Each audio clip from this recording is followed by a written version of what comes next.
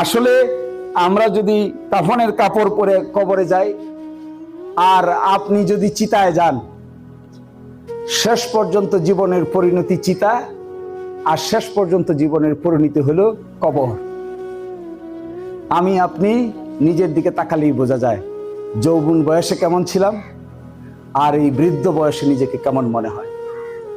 এই যুবক বয়সে যখন টকবকে খেলোয়াড় ছিলাম, ফুটবল খেলতাম, তখন জীবন কত রঙিন ছিল। আর এই 70-80 বছর বয়সে যখন নানান অসুস্থতায় জর্জরিত, তখন জীবনকে নিজের কাছেই একটা বার্ডেন মনে হয় আর বেশি দিন মনে হয় দরকার নাই থাকার, আর মনে হয় আমার কোনো প্রয়োজন নাই, চলে গেলেই পারি প্রহর গুনি বসে বসে। তাহলে শেষ পর্যন্ত পরিণতি কি?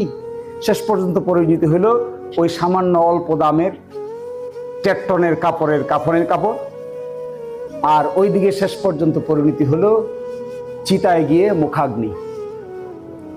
এরপরে কার কি অবস্থান হয় কেউ জানে না।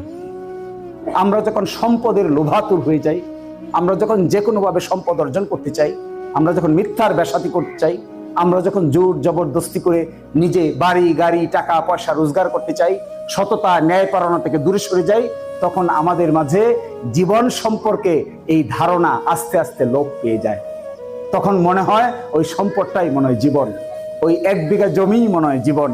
এই হিসাব করতে করতে আস্তে আস্তে বয়স যখন 70-80 হয়ে যায়, তখন আর জমির মূল্যও নিজের কাছে থাকে না।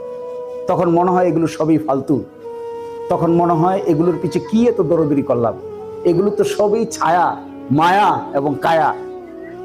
শেষ পর্যন্ত তো তার চেয়ে বেশি কিছু নাই। কিন্তু এর মধ্যেও কিছু লোক বেঁচে থাকে, এর মধ্যেও কিছু মানুষ আছে যাদেরকে মানুষ স্মরণ করে, যাদেরকে মানুষ মৃত্যুর পরেও তাদের মেমোরিতে রাখে।